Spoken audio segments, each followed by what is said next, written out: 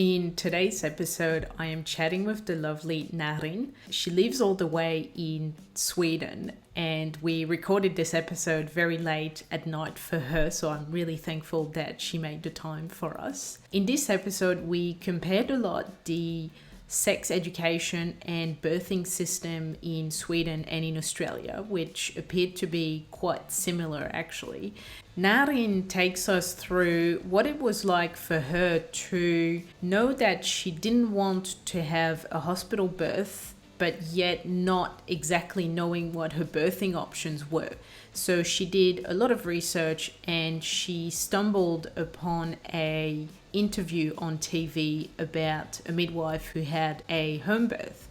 And Narin straight away connected with this, and she decided to do further research, and then later on she decided to go through the path of having a home birth with a midwife and a doula. And she takes us through what it was like for her to feel empowered and powerful as a woman during her pre-labor and then during labor. And she describes really well the transition that she felt when she was in pre-labor and she knew that her baby was coming very soon, to then birthing him a day later, and how powerful she felt and how proud she was of her body.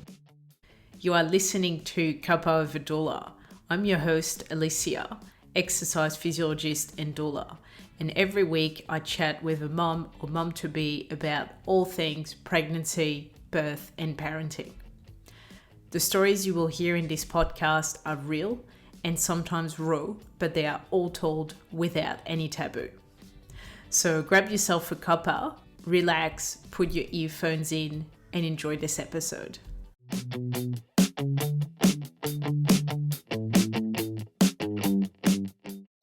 Hi, Narin. Hello. Thank you for coming on the podcast today. Thank you so much for having me. If you hear me giggle, it's because I was trying to pronounce Narin's name correctly, because obviously that's new to me. Thank you. So you'll introduce yourself in a second, but you are all the way back in Sweden and you're recording with us, and it's currently 11 p.m. on a Thursday for you. So thank you so much for being here this time. Thank and you now, for being please. there in the morning. Yes. Yeah, there is 9 hours difference between us, I think, which is wow. So, Narin, please introduce yourself. So tell us, obviously, your name, who's in your family, and where you're living. Yeah, so I'm Narin, and I live with my husband, Stefano, in Sweden. And we have a little son that just turned 1 last month. So it's our first child, and everything is pretty new for us still. So yeah, we're still adapting. Amazing. Yeah. And it will be your son's second Christmas this year. Yeah. Do you want to start, I guess, at the beginning? So did you always want to be a mom? No. No, I didn't, because I think that for me, maybe I didn't have I don't know how to explain it, not good role models, but I mean, if I look around me, then the women, they have a lot of responsibility, and they do everything, and the husband just sits down and chills, kind of that stuff. And also that, I felt that it was a huge sacrifice, which is great. I mean, I'm really grateful, but it felt unfair that why do I have to make all these sacrifices? And also, I've also just heard bad stories about birth. So it's painful and it's God's punishment upon women and all that stuff. So I was I don't think I deserve to be punished, and I don't want to do this. And, I just heard bad stuff about, I think, not the pregnancy. Yeah, the pregnancy as well. You feel sick and you're tired and you have pain. So that was 9 months of hell. And then you have the delivery, which is yeah. So it was not intriguing, and I thought it was not worth it. And I was also like maybe, I don't know, young, and I didn't care about that. I just want to have fun. So no, I never actually thought about it. Yeah. Yeah, and see, that's interesting that you talk about sacrifice because, I Mm, mean, in a sense, mm, it kind of is right because obviously for 9 months, your body it's not your body anymore. Obviously, you're sharing, but mm, also in terms of obviously the time it takes to raise a child, things like, going on maternity leave, so not working for it could be mm, for some people it's 4 months, for others it's a year, or for some people they end up being a stay-at-home mom, permanently. mm. And also the sacrifice, the load, the mental load as well. Even if you do go back to work or to study, you've got your work life, and Mm. then you come home and you've got your mum life, and it's just a Yeah. lot of load. And I mean, in these days and age, it's pretty good that husbands take a bigger role in raising a child, and Oh that yeah. than they used to Yeah. back in the days. But still, it seems to be Mm. it's heavily reliant on the mom, obviously. So yeah, there is a fair bit of, I guess, sacrifice, as you said. Yeah. Yeah. So when you met your husband, did you tell Mm. him you didn't want to have kids, or did you have that conversation a bit later, maybe? Yeah, it came later. We never talked about it. But Mhm. I mean, he said like he made it pretty clear that he always imagined himself as a father. That someday he would have a child. And I was like, "Oh, you're such an egoist." You know. I mean, you should think about yeah, maybe if you do the hard part and get pregnant and stuff. And he was like, "Yeah, if I could, I would." Yeah, okay, whatever. Yeah, but no, we never. There wasn't like a fight or anything. It was just that I was, I don't know, like really. I just couldn't see myself as doing it, as going through that. So he like bought a couple of books that explained like pregnancy and everything around it. And there's one book that really caught my attention, and it's named like "Birth on Your Premises" or something. I think if I translate it, so you take control over your birth. And there they like wrote a bit about home birth. They spoke about the contractions and the waves, and terms that I wasn't maybe used to. Mhm. Not like, oh, it's the punishment of God upon women. So I mean, it was totally different from what I already had in my head. Like it changed my view on pregnancy and birthing.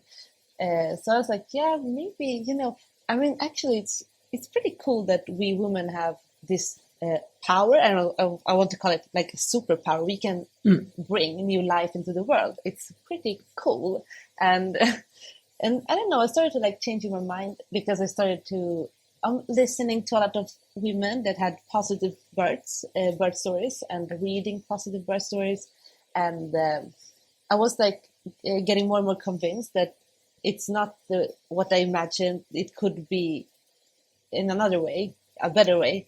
So I started like desire it. I was like, I want to feel that too. I want to like go Mm. through that as well. I would really love a baby with my man, and he would be a great father, and so I was like, yeah, I was starting to change my mind.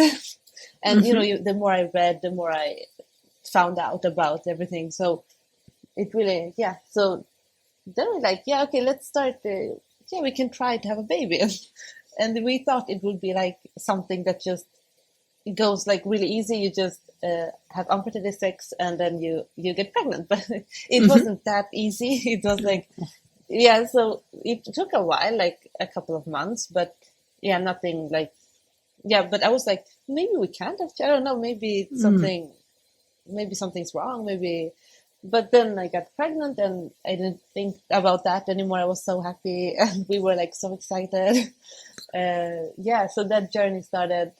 And we talked about sacrifices, and it didn't feel like sacrifice anymore to like, oh, I can't drink alcohol, I can't eat like the good cheese that I like, and those things that I'm used to. But it didn't feel like a sacrifice. It just felt like a part of the journey. I don't know how to explain it. It was like I knew it's not gonna be forever, and I don't know. Yeah, sometimes I desired like a bit of cheese, or but it wasn't as, I don't know, hard as I maybe had thought like a couple of years ago. So it was it was okay. Yeah, and I think your mindset had changed a lot because your husband was really proactive, and he actually bought you those books, which were not your, I think we spoke about that before we recorded, about the difference between birth in movies and what actually happens. And how in movies it's like it's so painful, and it's rushing. There's a sense of urgency. It's like, oh, she's pushing. Oh no, go on your back. Oh, and it's just and if you don't know any different, you think, well, that's how it is because that's what you see, right? But it doesn't have to be. I mean, sometimes it is, right? But it doesn't have to be like birth and pregnancy. It takes so many different forms, and no two births are the same. Even if you went on to have a second child, your second birth might look really different compared to your first one, even though maybe the pregnancy was similar. It's just we're not educated enough on what birth is. We're not educated enough on woman's body to start with, I think. So we're not told a lot of things around reproduction, for example, like what is ovulation? How can I get pregnant? We're told, do not get pregnant. And then when you do, you're like, I actually don't know how to now. Like, I know it starts with unprotected sex, but I need to do it in the right, time frame. And we're not told what is the right time frame. That's insane, right? It is pretty insane. It's like, it should be like basic knowledge. Like, I think everyone should know that. I was actually a bit embarrassed that I didn't. So I was like, okay, I feel so ignorant, but yeah. Side question, actually, because you're in Sweden, so it'd be interesting to compare a bit. Did you get any sex education at school or in high school? Yes, we did, but I think the first time we got it was when you're like 12 years old. I don't know how it's now, but when I was in school, and I think at least me, I was like not mature enough I didn't even care that much. I didn't want to talk about the menstruation. I was like a bit shy, and and then the next time we got it was in we were like 16 or something. It was just like a day that they talked about. I don't even remember it because I just remembered it was so embarrassing. Like, we sat there in front of our classmates and, boys and girls just looking down. Like, but I don't remember. I remember they were talking about like how to protect yourself, but not that much the reproductive system and, all that stuff that, no. And that's a bit like, I think it's sad because I think it's pretty important to know how your body works. Like, And see, I can relate to that because my birth education was back in France, actually, and it was exactly what you've described. It was pretty much the same. Maybe the age was different. I think I was the first and only time that was mentioned, I was 13, and it's, as you said, at that age, you're not thinking about it. It's not, it's usually not on the cards. And then I didn't have a second sex education day, but the second time it's all like, oh, it's embarrassing, don't talk about that, and then they get a condom out and you're like, oh, what is that thing? Oh, yes, exactly. Yes. And we had to practice on like cucumbers. Like, I was like, I don't want to touch that. Like, that was so embarrassing. It was so weird. Like, now you say it, I remember, yes, they did that. Oh my god. See, we didn't have to practice, but we had to watch. Okay, bad enough. But sorry, isn't it like the guy's responsibility to put on his condom. Like, why should I practice to do it? Like, it's so weird. Like, I don't know. Yeah, I know. I know. I mean, they do it It was weird. because, they obviously want the woman to be like aware as well in case, I don't know, the guy doesn't Yeah. know how to do it. At least someone knows, right? But yeah, we had to watch someone put a condom on a banana, and we were like, no, I Oh think my on that God. day I had a banana as a snack, right? And I was like, I'm not eating bananas anymore. I'm pretty good. Oh my God, yes. I feel so bad for you. It's like a trauma. Oh my God. Almost. But yeah, anyway, that was a bit of a side note because yeah, I think when it comes Yeah. to birth education, I almost feel like it's like pretty worldwide, just directed to do not get pregnant and use a condom, but then you're not told Yeah. when you can get pregnant, what is ovulation, what it means, what does your period mean, Yeah. yeah, you're not told about those things, which, at school, I mean, they shouldn't be like, oh, this is how you get pregnant, but they can be like, this is what your period means. Once you have your period, there is a certain window where you ovulate, and this is what happens. And if you ovulate and, the sperm meets the egg, this is what happens, and so on. Yeah. Anyway, that's a side conversation that we can have another time, I'm sure. It's interesting to see that birth education is pretty much the same worldwide, and it's not where it should be, I think. No, it's a bit, yeah. So let's get back into your story. So you got pregnant. Yeah. So 2 months trying. Yeah. That's really good. Not And you I felt don't, sorry. It was a couple of months. I don't know how many, like maybe 6. I yeah. don't know. But yeah, it took a while. So yeah. Yeah, okay. Yeah. And so then you find out you're pregnant, so you're really happy. And so what Yeah. I guess because I don't know, the Swedish birthing system. So what is the Yeah. first step, I guess, for you to after you find out you're pregnant? Yeah, we go to this place. It's like how do you say, the person that works with the pregnancy and Is it a midwife. Sorry, gynecologist? A midwife. midwife, yeah. Yeah, sorry. So we go to a midwife, and she checks like your blood pressure, and she weighs you, and then she writes in everything like the blood sugar levels, and also the iron. I think she checked, and then she talks. She informs you about like yeah, you're pregnant, how far along you've come, like more or less, and just like you can ask questions. And I remember that I didn't even know that I was pregnant. I just thought maybe I am because my period hasn't come, and I mean it could be late, but it almost never is. So she made like a pregnancy test. So actually she told me like, okay, are you ready to hear the news? Yes. And yeah, you're pregnant, amazing. Oh, good. So that's what was our first meeting. And I remember walking like out of there, my husband couldn't come in because it was like COVID, and I had to go by myself, and he was waiting outside, and I was like, oh, okay, now I'm gonna tell him. I'm like, okay, guess what, I'm pregnant. Oh, we were so happy. So we just walked home. I felt like I was walking on clouds.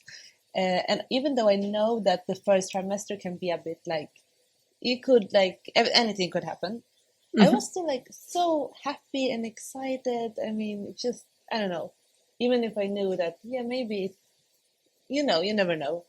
So Yeah. maybe we have to start over again. But yeah, but I was just so happy. And we were both like, so we couldn't believe that a little baby was growing inside.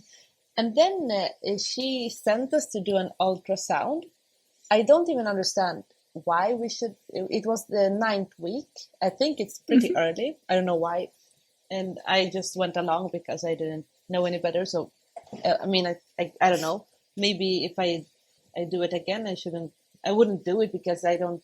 But when I did it, it was, I was on my own again. And, and she was, the room was pretty dark, and she was looking at she was putting a gel. She did put a gel on my belly, and then she started to like look for the baby, search for the baby. And up until that moment, it was like, for me, I was like, maybe she was wrong. Maybe I'm not pregnant. I don't feel pregnant. I don't feel nausea. I don't feel, Hmm. it's so weird. I don't think I'm pregnant. But then I saw the baby there on the monitor. So I think this ultrasound really helped me realize that, okay, I'm really pregnant. This is so cool. There's a baby inside. And it's like, it's a little bean with eyes and little hands. It was I like know, so right? amazing. And she actually gave me like these photos and video so I could show my husband.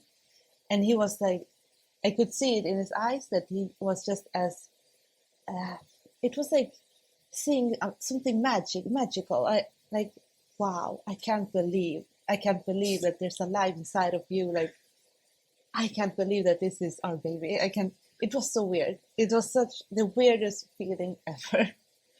I can't explain it, but yeah, it was amazing. That's amazing. I think in Australia we do those scans as well at around 8 to 9 Yeah. weeks. We call it dating scan, so it's a way to check Okay. if the pregnancy is in the uterus. In case it could be in the Mm. fallopian tubes, and that's an ectopic pregnancy. And it's also a way to check. Okay. I guess they can estimate how far along you are. So not everyone tracks their period. So sometimes some women get pregnant and they just don't remember, when their last period was. So they don't know how far along they are. So those scans, they measure, Mm. um, the embryo and the sac, and therefore they go, oh, you're 6 or you're 7 weeks along. And so that helps, obviously for your due date later on. Yeah. And it's a way to also check that there's a heartbeat, because usually at this time they would be a heartbeat unless the dates were wrong, Yeah. maybe. So yeah, that's why we do it. And it's Yeah, I in remember that Australia, it's little not. heart, I think. Oh, that's so cute. Yeah, in Australia, it's not Yeah. compulsory to do it. You can, or you can decline it if you want. It's up to you, really. Yeah, I just didn't know the pros and cons, but I mean, Mm. for me, it ended up being a pro because I just realized that I'm really pregnant. So there's a baby inside. I couldn't like, it was so weird because I didn't have any like symptoms, anything. So it was just so I expected to have something like feel Hmm. nauseous or something, but it was like nothing. And I was like, yeah, this must be some, no, it can't be. I don't know. So yeah, it was cool. It was really amazing to see. Ah, Well, at least I you remember felt well that in your when I first saw that. trimester. Yeah, I felt really good. I mean, I felt really good the whole pregnancy. So I don't know like, if I Amazing. was like lucky or, I mean, I continued to work out and I went with the bicycle, I mean, think till the 7th month. So Nice. yeah, and I was, yeah, it was really like, I don't know. So maybe I was lucky because I had like, I mean, the last period was a bit when the belly was really, really big, uh, and he was kicking a lot. That was a bit, yeah. But I don't know. Yeah, I passed it pretty well. Like, yeah, Nice. So after you've had your midwife appointment to check you're pregnant, yeah. you got your ultrasound. Um, what birthing options did you have available to you as a first time mum? Well, not much really.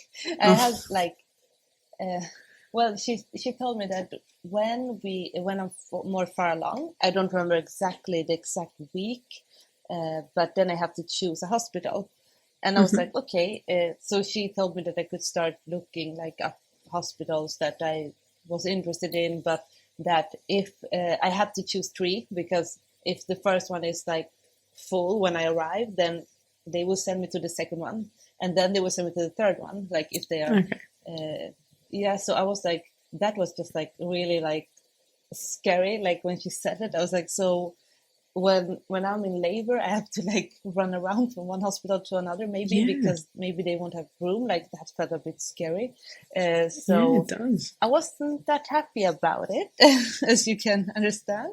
Mm. And also, um, I didn't like the idea that I would go somewhere that where I have never met, like that someone would take care of me that I have never ever met before. Like Hmm. never, not even for like just like a blood, like a a blood measurement, nothing.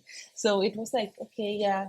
And I didn't think that much about it at that point because it was still pretty early on. But I remember the turning point, and it was me just chilling at home watching TV, and it was this it's this program they have in Sweden, and maybe they have it in Australia as well. It's like a morning TV show where they invite Yeah. guests and they talk about the serious stuff, and then they cook some food, and then they do yeah. And they had invited a midwife, and she was talking about her birth, her second birth, and it was a home birth. And I was like, wow. So she was talking about it, and she was like, I was like, it sounded so like first like different, and can you do it? Like, I have never heard about this. I mean, I thought only crazy people did this.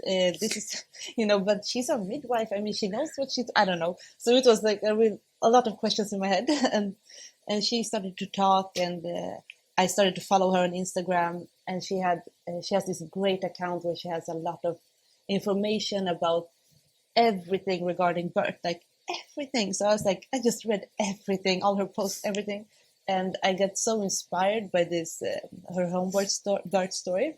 So I started to looking it up more and searching for more home birth stories from other women, listening to podcasts, and I found that it was actually, I wouldn't say common, but there are people doing it, and with all kinds of backgrounds. It's not just something for crazy people, And so yeah, I got inspired, and I started looking up my options. Like, can I do it? Like, how do I do it if I want to do it? Like, how do you do a home birth? Like, who do you have to contact? I don't know. So first I told this to my husband, and he was like really, really skeptical. And he was like, yeah, but it's dangerous. Because that's the first thought, of course, yeah, it's dangerous because we've been taught that, I mean, the only safe space is hospital, which of course it is for some women, and for the ones who choose it and for the ones who need it. But I mean, for me, everything was fine with the pregnancy, and I had no problems. And, I had done the second ultra scan, and everything was fine. So, yeah, I wasn't in a risk group or anything. So I started to look up. There was a program in a hospital that's called Min barnmorska, and it's if I translate, it's like my midwife, and they have you can apply to be part of that program, and then you will have this kind of like patient-centered midwifery care, and you can choose to birth at home, and everything is financed by the state, but you have to be like a second time mom, so you can't do it with your first child. And I thought that was really unfair because I thought, yeah, but I mean, it's my first child, I know, and maybe I won't have any more children, and I want my birth to be the best it can be for me and for my child. So I started to look up but it's not illegal to have a home birth. You are the boss of your own body. You can do it. Yeah. So I started to look up midwives that work privately, and I found a website where there was a couple of midwives that do home births, and I found this lady that was actually from Italy, and she's lived here for a couple of years. I was like, this would be perfect because my husband is Italian. So, I mean, maybe it's nice for him too. He can speak Italian if he wants to, I speak Italian as well, so we can speak Swedish, Italian, and maybe, so I booked a meeting with her online, and it was just like a first meeting free of charge, just to get to know each other and ask questions and see if it's something for us or not.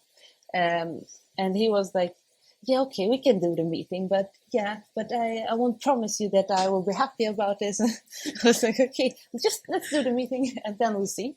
And after that meeting, he was like, yeah, let's do a home birth. Yeah, let's do a home birth. And I was like, really? And I was like, are you sure? Yeah. So yeah, that was amazing because she was so calm and she answered all our questions. And of course we had already been like reading a lot before, so it was like we didn't know everything, but we kind of knew, so we just needed someone to, make us, understand where we were standing. I don't know. And the only problem is it was really, really expensive. It was, I don't know Australian dollars, but in euros, it would be 3,000 euros. That would be probably euros, close to 5,000 Australian dollars. Yeah. And which is, oh my God, that's so expensive. yeah. And see, that's interesting because in Australia, we also have private midwives. And same as you, they're midwives that don't work in a hospital, or they have some, they have admitting rights, so they can help you to birth in a hospital if you want to, or if you transferred from a home birth, but usually they do a home birth. And same thing, it's about 5,000 Australian dollars, which is really expensive. And even though we have Medicare, which gives us, money back when we see the doctors, or we go to hospitals or things like that, you get very little money back. So you actually pay a lot of money out of your pocket. So it's same in Australia. It's not accessible to everyone, but it is a great option if you do not want to go through the public hospital system, or you don't have access to a publicly funded home birth program like you were denied because you were only having your first child.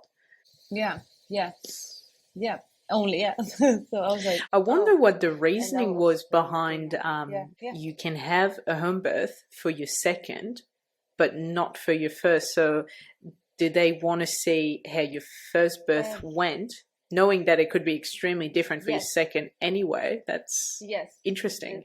That's so weird. Yes. And that's exactly it's the weirdest thing ever, because as you say, it could be like the first one is like totally fine, and the second one would have a lot of complications. Yeah, but they want to see that the first one went fine.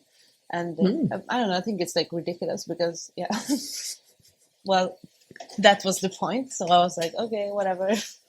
And then we talked about it a lot, like the money, and my husband didn't have a job at the time, and I mean we had savings, and but it was a bit a hard time, like in the middle of the pandemic, and of course, I don't know. So I was thinking, and then we said, okay, let's do it. Okay, so we decided to do it, and I remember then when we got closer to the due date, I was like, maybe it's not a good idea. I mean, it's really expensive, and he was like, no, we're doing it. This would be the best spent money ever. It's so important. The birth is such an important part of our lives and our baby's life, and I want to do it like where we feel safe and everything is, as we would love it, like it, and so I was like, okay.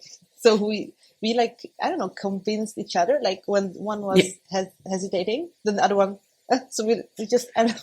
That is so good. We did it. It turned out well. So I was like, okay, good, let's do it. Even though the money, it was a lot of money, but I mean, thinking about it now, it really was the best spent money ever. But I feel it's like so unfair that, I mean, if you don't have that money, you can't do it. It's not fair. That's right. And it's exactly the same in Australia. It is not accessible to everyone. And even though midwives have payment plans, where you can pay, you don't have to pay the full amount. You can pay, they've got their own, terms.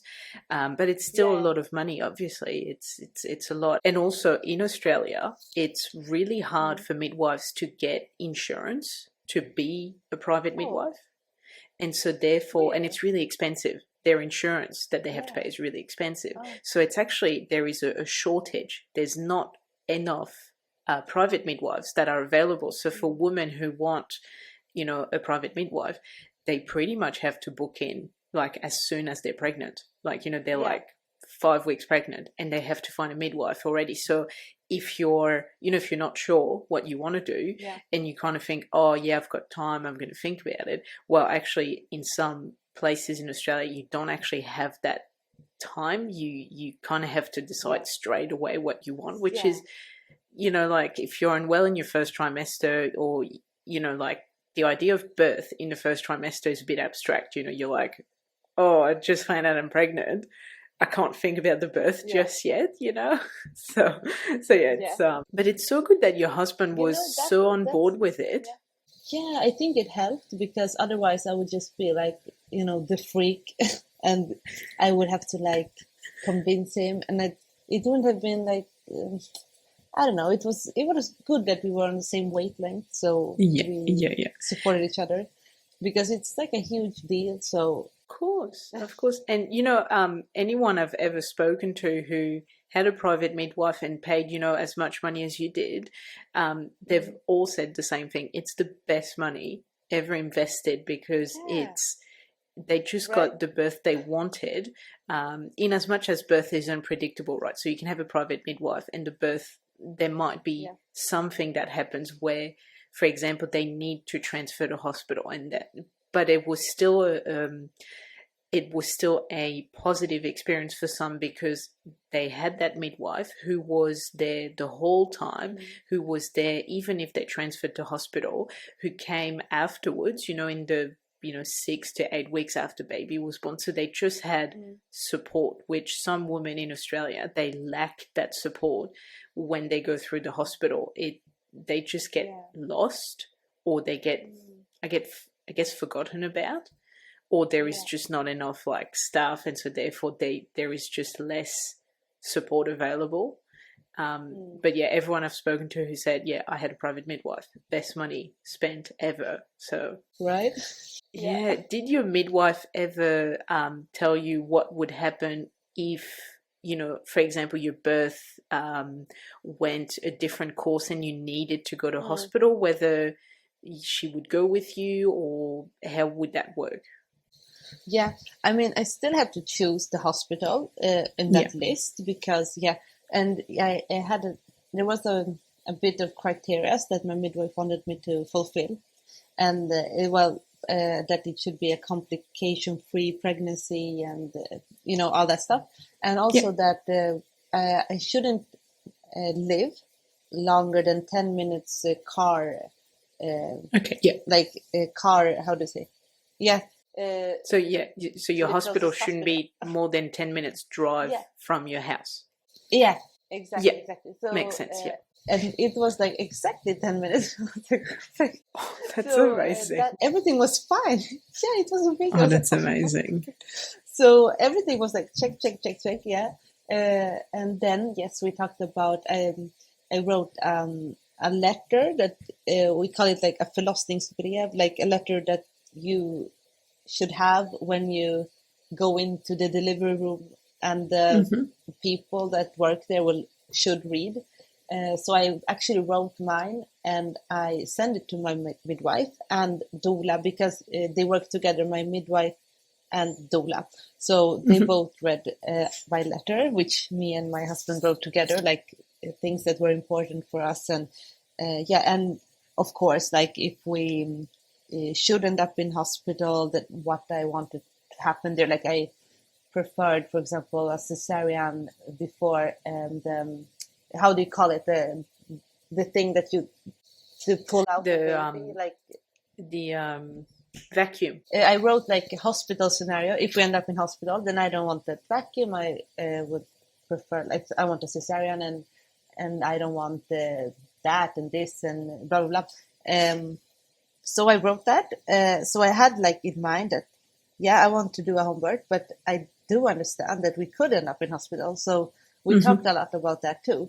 But it didn't feel like a big deal, because I had someone who had read my letter already, because I was also scared that if we go to hospital, then maybe they won't have time to read it. And, it already kind of happened with this midwife, where I went on these controls, because she told me to send this letter to her. And then the next appointment, she hadn't even read it, because in that letter I had written that I wanted a home birth, and she was still talking about hospital. And I was like, okay, you haven't read my letter, but yeah. Okay. So that was like, it didn't feel that good, but at the same time, I was like, I don't care because I already have my midwife, my midwife that works with me and my Yeah. husband, and just like the four of us. So, but I mean, if I didn't have that, then I think that situation would have really stressed me out. That, okay, she didn't even read it. She just like pretends that she read it, and I don't like it. It's not. Mm. Yeah. So, but because I had that other way already, I didn't really put a lot of energy on that. But yeah, I thought, okay, that was not nice. But okay. And then I told her, yeah, but I want a home birth. And she was like, and I expected like some kind of bad reaction, like, oh, but you shouldn't, it's really dangerous and it's your first child and anything could happen. So I expected all of that. And I was like, yeah, if she says this, then I won't care because I already decided and we know what we're doing. But she didn't react that way, even though she was a bit like surprised. But, okay, yeah, good, yeah, you choose. But I still like today, like when I think about it, I think it's absurd that I think every woman that goes to this first meeting with their midwife should get like some kind of brochure or something with every option available. You shouldn't have to like see like randomly by coincidence a lady in TV talking about a home birth or anything else, or actively search on Google for you should just get that information like in brochures. These are your options. Like you go home, read them, and see what you like, what interests you the most, and then we can talk about it next time. But it's like they want to keep this world secret. I don't know. It's something like really weird because I think like it's a bit like demonized. I mean, me myself thought that people who give birth at home are freaks, but I mean, I think that's because that's what I've been taught, like in TV, in movies, in, society in general. That's what I've been taught. So I don't think that it's like my fault, but I think it's really important that we all look up everything, information, research, we are active, because we can't expect, unfortunately, that that everything will be given to us. So we have to like take, I don't know, look, search, be curious. I don't know. Yeah, that's right. Yeah. And it's the same in Australia. We're not being told Yeah. what options we have. So usually when in Australia, when you find out you're pregnant, you go to see your GP. So being your doctor, the one you go to when you've got, like your throat hurts or, you've got the flu, for example. And so you go to see your Yeah. GP and he will give you, referral for blood test and the ultrasound and all of that. And if you ask, oh, what options do I have? They're very quick to tell you that it's, the nearest hospital is there and you just go there and that's it. And they Yeah. don't really tell you anything that's outside of the hospital system, or some do. Obviously, not all doctors are the same. But yeah, you Yeah. have to do. That's I great. find you have to do a lot of research, which is a shame because if you don't, or you don't know where to go, who to ask, how to search for it, you're just not going to find options. But it's really sad that even in Sweden it's the same as Australia. It's just not, we're not given information, and it's almost the same. It's like, oh no, don't talk about a home birth because then women are going to want to have a home birth. But as you said, it's home birth is labeled as dangerous, but it Yeah. may not be, and in some cases, and we have very little statistics on home birth because it's a very minority of women that have a home birth here, and it's not. It's difficult to report because it's not through the hospital, so it's harder to get the stats and stuff. But for the most part, people that have a home birth, they very rarely transfer. Like the rate of transfer is like 2 or 3%. They have very little complications. They don't require the use of instruments, so episiotomy, forceps, vacuum. They obviously don't use pharmaceutical pain relief, so they don't use a gas, they don't get an epidural, and everything turns out fine usually. I mean, there are cases where they need to transfer, whether that's during birth or after, for postpartum hemorrhage or something like that. But for the most part, from the stats we have, it's pretty safe. Again, depending on how the pregnancy is, if you have a low risk pregnancy, then it usually is safe to have a home birth. But again, if you have a midwife, they will assess your risk and they will check how your pregnancy is going, your risk factors, all of that, and then they can make an informed decision and tell you whether it's it's pretty safe for you to have a home birth, obviously knowing that birth isn't predictable anyway and could go either way. Yeah. So let's get into your actual birth story. So you have your midwife who is the fun part, exactly. So you have hired your midwife, and you're going to have a home birth, as far as you know. So how was the weeks leading up to your birth? How were you feeling? You said before you were feeling a bit heavier. Obviously, the belly is growing. Yeah.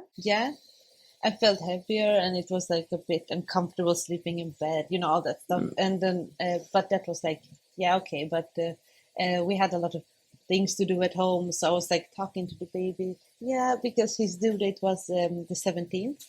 November, and I was like, can you come just a bit later because we still need to hang up the curtains, and and if you were busy. Listen to me. I was really busy. So and then we were like done. Oh, it was perfect, and I was like, okay, let's take a walk. I walked with my mom and my husband. It was the 22nd November. I got like a bit of blood in my panties. And I was like, oh my God, I was so worried. So I just called my midwife, wrote her. I was like, it's blood in my panties. And they were like, okay, like, what's the consistency? I was like, I don't know. I don't know. And they actually came. And because it came some more afterwards. So I took a picture. They wanted pictures, but they came over. And she asked me, okay, I don't like normally do this, but if it's okay with you, can I do like a vaginal exam? I was like, okay, yeah, sure. And they said, it's the how do you say, the slimy stuff that's been like released from the I don't know the term, sorry. Like, was it your mucus plug? Yes, mucus plug. Thank you.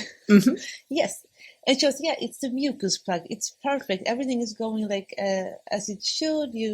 You shouldn't worry. Everything is fine. And I was like so relieved. I was like, okay, good, because I don't know, when I see blood, I was I know it's not always something dangerous. I know that but still, it was like, oh my God, blood. I don't know. Yeah, and also, right. I hadn't seen blood in like a long, long time. So it was like a shock. But then, like, they calmed me down. We had a cup of tea and we talked, and it was like a really nice thing having them over, because they calmed us down, like me and my husband, and also they brought some kind of like really nice energy to the house. I don't know how to explain it, but it was like, we felt secure. And so it felt so good. And then they just said, okay, anything else that happens, just let us know, write us, call us, just, keep us updated. And we will they were always in touch, like the whole pregnancy. But especially like now at the end, it was like more intense, like contact with them, and it felt really good. I felt really like safe. So I was calm, and then I went for a walk with my husband and my mom. And oh, sorry, I forgot. When she checked the mucus plug, she also told me, another thing, you're open 2 centimeters. And I was like, Ooh. oh my God, really? I was like, so, I felt like all kinds of feelings. I felt like almost euphoric. It was like, oh my God, it started. I'm giving birth. I don't know. Yeah, exactly. I'm like, oh, it's happening. Yeah, I was like, so, but I didn't feel anything. It's just happening. I don't feel anything. So it was like a bit weird. And also I started to think like, it was a bit scary because it was like jumping into a black hole for me. I don't know what to expect. I've never done this before. I don't know how it will feel. So, but then also I was so excited because soon I will meet my baby. So it was like all kinds of feeling at the same time. Just so we took a walk, and I was like, "Oh, mom, I'm actually giving birth right now because I'm already over 2 centimeters." So I was like so proud over my body, and it was so weird, and I don't know, but yeah. So that was the 22nd November, and it was like, wow, so cool. And then I went to sleep, and I couldn't stop thinking, like, oh my God, the baby will be here soon. I can't believe it. And they told me, my midwife and my doula and my husband, you have to relax now. You have to sleep. Just fill yourself with energy. And I just couldn't because I was so excited. I was just, I don't know. It was, yeah, I'll try. Oh, it is hard, isn't it? Yeah. And then the 23rd, nothing happened. Like I felt like contractions. I think it was like menstrual pain, like something like really soft menstrual pain, like nothing that I couldn't handle. So I was just, yeah, maybe something's happening, but I couldn't really, I didn't feel like it was very, I don't know. I was like, is this it? Is this like everything? Yeah. I just couldn't like understand like what's gonna happen. What am I supposed to feel like? Yeah. So the day went by and nothing happened. And that day, my husband actually he made like this little ceremony for me when he like wrote a poem and he read it to me, and then he did all this stuff. He read my affirmations and he made me read them aloud, and it was really like so super cozy, and the room was like full of really good energy, and I was like so happy, and we were both like talking to the baby. You're on your way. We know you're on your way. It was so cool. Uh, no, but it was really like I remember that. Yeah, we were like in some kind of a bubble or something, like Yeah. in between, like two different. I don't know times. Maybe it was like we were in the middle of something. Like I can't explain it. It was a transition. Like we're in the middle. Yeah, Like exactly. something is happening, but yeah. Yeah, and of course, like you know that your baby is coming soon, and but you're still a Yeah. couple at this time. So I guess, as you said, it's the transition from being just the two of you to then getting Yeah. ready for baby to come, and still at this Yeah. time you don't know when baby's going to come. So it's Yeah. like it's all very exciting, but at the same time it can be Yeah. really long because, as you said, on the 23rd, still nothing happened. Yeah, but Yeah. it is a I was like, transition. You're it's right. so slow. Yeah, it felt like it. It felt like you're in between like two different stages of something, but you Yeah, can't. It's like really, I don't know. You don't know where it ends or it begins. You just know that you're in it. Like, yeah. yeah. So it was really cool. And then I remember next day, um, let's see, the 24th, we just went on with our day. And well, my husband went out and bought some groceries, and I was like, okay, I will do some like lunch. And then I remember at lunch, it was like 1 o'clock. I was cooking something, and I started to feel the contractions more intense, and I actually had to Hmm. stop, like, and just breathe.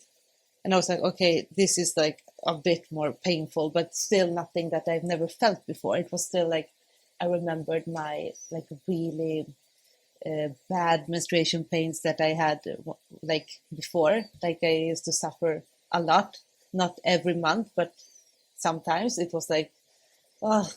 So I was like, okay, isn't something new. I know this pain. It's something that I've felt before. So I wasn't scared or anything like that. I just felt, okay, but I need to like uh, just breathe and, don't do anything, just stand still. And then my husband came and I was like, okay, this is getting a bit like, I don't know, heavy or, difficult. So we ate, and then it came again, and he helped me. We had done a lot of exercises before, like breathing together and speaking together, and he guided me. And, we had done a lot of these kind of exercises, and it actually helped. So I was like happy that we'd done that, because we knew like more or less how to interact with each other. He knew how to hold me or touch me, because we've already like tried it before, like later on in pregnancy, but still. So I was like, yeah, this is not good. I don't like when you touch me here, and you should do more pressure there. So we had tried that, and it went well. But after a while, it didn't go well. I was like, just can you call, our midwife, because I can't deal with this anymore. It's too much. And he was starting to get a bit nervous, because we were alone, and he was like, he didn't know what to do, and he saw that I was like having a hard time. And they told me that they were on their way, and that I could take like a warm shower. And I did. I went into the shower, and it helped me. And I remember I had another contraction in the shower that I just breathed through. And then I went out, and I remember thinking, where are they? Why aren't they coming? And right at that moment, they knocked softly on the door, and I was like, oh, good. And I think that was 8:00 in the evening. Yeah, it was like perfect timing. And then they came in, and they spoke with this really calm, soft voices. It really felt that they had a lot of respect for this space, this birthing space. Like I felt it, like by the way they spoke, the way they moved. They were like entering the sacred space. It felt like that. And they gave me these really long, warm hugs, and I felt like so safe and secure. And my husband told me afterwards, because I wasn't focusing on him, but he told me that he just felt so relieved that he wasn't alone anymore, because he got a lot of support as well. Of course, yeah. And especially from the doula, and they started to fill the pool with water, and I didn't notice it, but I know they did it, but I was like in my own world. And then let's see what happened. I have written down everything. I wrote it down like a couple of days You're after, prepared. because I wanted to remember. Yeah. So yeah, I wanted to like remember everything, because I was like, it was such a cool experience. So I was like, oh, I never want to forget it. So that's right. And I remember also thinking that when they came, and my contraction had just stopped, and I was like, oh my God, but now I don't feel pain anymore. I just dragged them here all the way here for nothing. I remember thinking this, and then like a couple of minutes later, I had another contraction. I was like, no, it's good that they're here. But yeah, yeah. And then I asked my midwife, I was like, can we please check, like, can we do a vaginal exam? Can you just check like how open I am now? Because I felt like this is horrible. It's like, I mean, I can't take this anymore. And she told me, yes, I can, but it's not a linear process. So it can be that you're still only open 2 centimeters. And then the final 8 ones will go really fast, or that you're open 8, but the last 2 will take really slow time. And I was like, That's okay. Right. So I was thinking about it, and so I was just thinking. And then I decided, but I still want to know. But I mean, I was prepared. I wouldn't feel like, how do you say, sad. I wouldn't feel like, how do you say, when you're not happy with something. You wouldn't be disappointed with the number. Yeah, I wouldn't be I wouldn't be disappointed. So, okay, good. And then she looked, and she told me, okay, you're open 7 centimeters. She just showed me the fingers like this. And I was like, it felt good. I mean, even though I knew that the last 3 could take like forever, I knew that. But still, it felt like, okay, good. Because then at least we're moving forward. I mean, I know that we were moving forward, even if it was still 2, because she told me, but still I felt like, okay, good. Okay. So, and also I remember that I kept like asking her, like, is it long? Is it like, when will this end? Like, is it a long time left? Is it? And she was like, you're, you're one contraction closer and you're closer. And I was like, nothing is happening. Nothing is happening. Yes, it's happening, stuff all the time. Like every minute, something's happening, every second.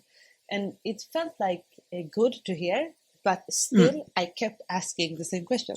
But it felt really good that she told me that. So I just needed to hear that. Yeah, something's happening. Don't worry, and you're one contraction closer. And we don't know when this will like be over, but you're getting there. So it felt good to hear it, even though like I knew it, but it felt so important to hear it. You know. That's such a good answer that she So had, often, because that's right. You just don't know how yeah, long labor's going to be. No one can predict it, yeah, but it is yeah. No one can exactly, I tell. think, You what you know need that. to hear. Yeah, so good. Yeah, right. So you know, and I mean, she can't give you an answer because but that was a good answer. And then I remember that, I mean, usually when I'm in like pain, then I just sit down in the same position. I don't want to move, and they like encouraged me to move, and then they told me that um, will you want to, do you want to try to get in the pool? And I was like, no, not yet, not yet. Okay, so we waited and waited, and they gave me like cold grapes and stuff, and it felt good. But then I was just kind of blocked. I didn't want to move at all, and they encouraged me to try to enter the pool, and I did because I really trust them. So I was like, okay, okay. And once I went into that pool, the water was like so warm, and I felt like all the gravity just went away, and I felt like it was like something like a painkiller, maybe I could call it. It was pain killing. It was relieving. I was floating there, and and the water was my friend, massaging my body. And my doula was, asking me. She was, "Oh, are you scared?" I was like, "No, I'm not scared. I'm just really, really, really tired." And she started to massaging here, like my third eye, and she it came with these oils, like etheric oils, I think they're called, that were like relaxing and stress relieving. And then my husband is sprayed with the water spray, just because I was so warm, and the cold the towels on my front. And then Anna started to read all my affirmations, and it felt so good to hear those words from another person, like my own words, but I was too tired to think about them or read them, but she was reading them, and I felt so relaxed. I think I actually fell asleep in the pool. It was Amazing. like, yeah, it was amazing. And then it was like some kind of half dream, awake dream, I don't know. And then I got like out of it with the next contraction, and it was so painful. And I felt like I can't do this. This is like horrible. And I just I remember asking my midwife again. I was like, but is it too late to just make a cesarean? And she was like, I don't remember what she answered, but I felt like I felt so stupid. I felt like, what was I thinking? How could I think that I could do this? Like, I can't do this. I can't handle this. But I remember also during our first chat with my midwife, she said that almost every woman has like at least one point where she feels that she can't do it anymore, but she always makes it. And it was like, yeah, but I felt like, I think it's impossible. I was like, I'm dying. I think I'm dying. And it was like, I think it was everything, the contractions, the pain, the tiredness. I just wanted to sleep, but I couldn't because, you know, you want to rest, but you're tired and it's Mm. painful, but you can't. So, but yeah, I fell asleep. So that was like, I think I got new energy. And then when I like woke up with the next contraction, I felt like a weird kind of pain. It was like lower or something, and I felt like something. It was like something just popped out, like it felt like not painful, but like a high pressure something. And I was like, what was that? That like scared me a bit. I was like, what was that? And I was like, was the baby born? I actually thought that the baby was born. I was like, was the baby born? And then my mom said, your water just broke, and the water is clear, and everything was in the. I was like, and I felt so stupid. Like I actually thought that the baby was born, but the water broke. Okay, amazing. So yeah. But yeah, the water broke and the water was clear, and she said like everything looks fine and you're doing really great, and just try to hang like lean on the pool edge a bit, because they wanted me to like change position. So I did, but I felt at that point I felt like really nauseous, that I was like, I think I'm gonna throw up. I don't know, because I think it's the way the baby moves, maybe when it gets lower, then it can make you feel nauseous. I don't know. But I think just that at that point I was like, oh my god, this is like the worst thing ever. I'm gonna throw up now. Like, what is this? And then that nausea just went away, and I ate some grapes, cold grapes. Those really helped. I don't know if it was just timing or if they helped, but they helped me. So I was like, okay, more grapes, more grapes. And after that, they told me like, okay, you can try to get out of the pool now. And we tried like, I don't know what it's called, but it was some kind of squat position, like, and then to go with them, because now those, it wasn't like contractions anymore. It was like the other part where you push, but I didn't understand it because it was like lower, and I should like I started to push. I realized it like afterwards. Okay, this is the pushing phase. So it was like this transition that in the pool it went like from contractions to pushing phase, but it felt like so strange because it felt like I didn't do anything. It was like a reflex. I can't explain it better, but it was like something that just my body did it, and I didn't understand. And I was like a bit like, this is really weird because I've never felt anything like that before. It was like starting to get like a bit, oh my god, what is this? And so I went out, and I the thing is that the baby was a bit he wasn't like straight down. He was a bit like this, and he has his hand like on his head. So at an it was angle, a bit hard to push. Yeah. So it was a bit hard to push him out. So we tried a different couple of positions. And I remember just like, I can't do this anymore. I can't do this. Yes, you can. You're doing great. You're doing great.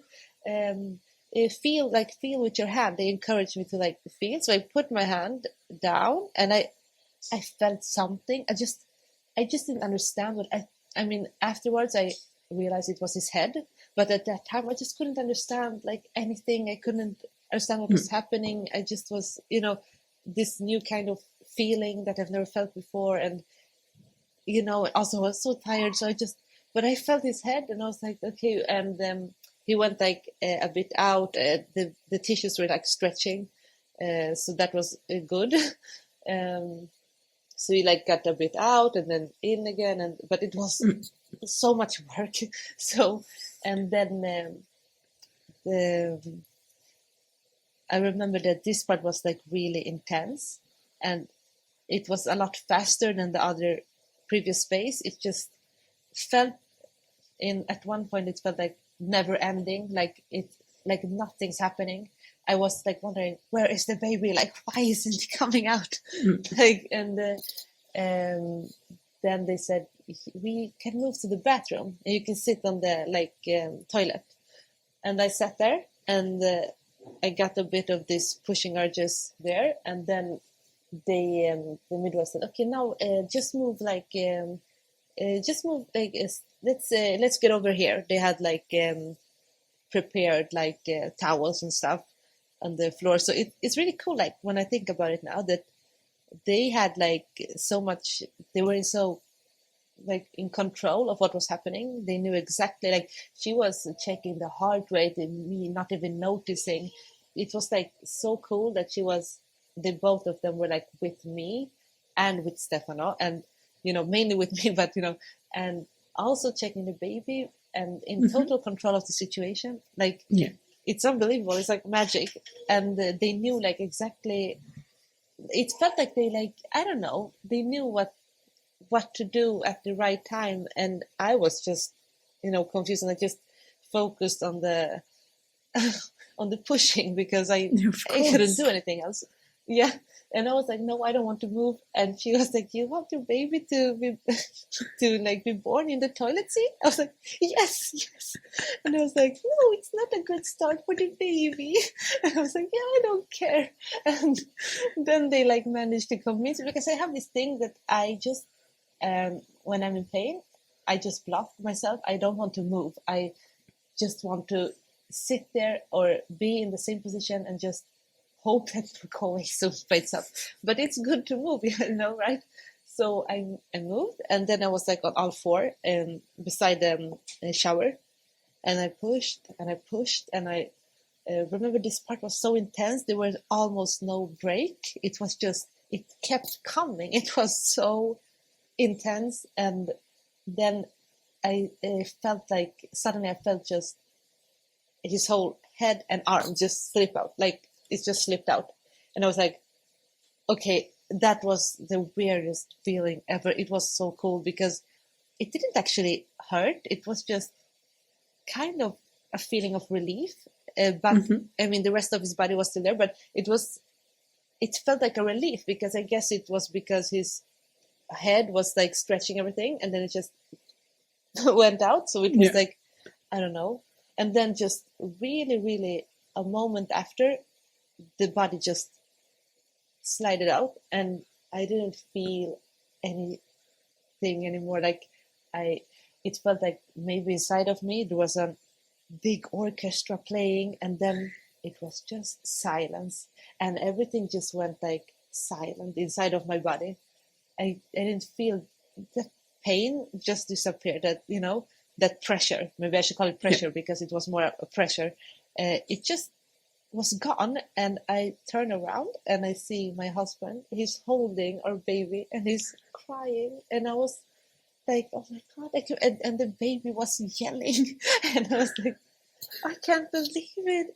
I can't believe he's here!" And he gave him to me, and I remember just they told me to put him on like my chest, and I was like, and they put blankets on us, and the doula took pictures, and I still, I look at that picture, like he, and I still have the umbilical cord, and we're still connected because the placenta is still inside of me. So it's like this really magical moment, and I just couldn't believe he was here. And at the same time, I was so exhausted. I was Mm. like thinking, oh my God, how can I even take care of him? I just want to sleep. I'm so tired. But at the same time, I was full with this weird energy that still, and, and then I felt another contraction. And I was like, oh my God, it's not over yet. But I remembered, yeah, the placenta needs to come out. Yeah, right. And that went like really easy. It just went out. And then I was like, okay. I was told my I asked my midwife, it's like finished with the pain now. Like I won't have any more contractions. No, everything is fine now. I was like, oh God, thank you. And they took like a print of the placenta. We had like papers ready, so they took a print, and then they helped me to move to the bed. So they put like the placenta in a bowl, and my husband went to bed with him. Mm-hmm. And then my midwife helped me because I needed to go to the bath. I needed to pee. I had like, I don't know, like I was so tired, and I felt so empty. And it was like, I don't know, it felt like I've been hit by a bus or something. Like I felt every muscle was sore. It was like Mm. I've been in the gym, like doing 1,000 push-ups, 1,000 squats, 1,000 of everything. And I was like, how is this even possible? But I felt like a superwoman. Like when I felt like this is like really extreme. What I just did, what all women do when they give birth, is like the most extreme thing a human body can do, and it's so amazing. And I'm so grateful to be a woman that can do this, like experience this, because it was so powerful. And I remember in that moment, I thought, like, nothing is impossible. I can do anything. I mean, if I could do this, I can do absolutely anything. I'm invincible. I felt like invincible. But now I just want to rest. But, and then we went to the baby, and I had like a hard time catching my breath. I was like, I can't like take a deep breath. Like, what is this? Like, I mean, and she explained to me, like, the heart actually moves up a bit during pregnancy, and the organs, they like move, and it's normal. So, and I was really good, but I really needed help to walk, I felt like a really, really old lady just walking to the bedroom. And then I lay down on the bed, and yeah, I remember that we didn't check the sex. We didn't know if it was a boy or a girl. So when he came out, I looked and I was like, oh, it's a boy, and we couldn't believe it. I mean, it didn't matter, but it was like a surprise. Like, we didn't know, like, it was a little boy. Yeah, and then we in bed, like, my husband was mesmerized. He was just looking. He didn't know what to say, and he also felt really relieved. He told me, like, because he was a bit tense as well, looking, seeing me going through all of that. So, and then so we just waited to the umbilical cord to get like white, and then like stop pulsating, and then my husband cut the cord, and we put this little. My mom had made a little flower with the like crochet, I think it's called, and we used it as a like to close the umbilical cord. And yeah, I have still saved it because I think it's like it reminds you of that. Yeah, so it's a little flower that he had hanging. It was so cute. And and then started the really difficult postpartum. But our doula and midwife were like so they were like so present, and they came the other day. This was at 1:20 night he was born, and then before we were like done with everything, I think it was like 4 or 5 in the morning, I don't know. It was like a really long process, and we had difficulties latching to the breast.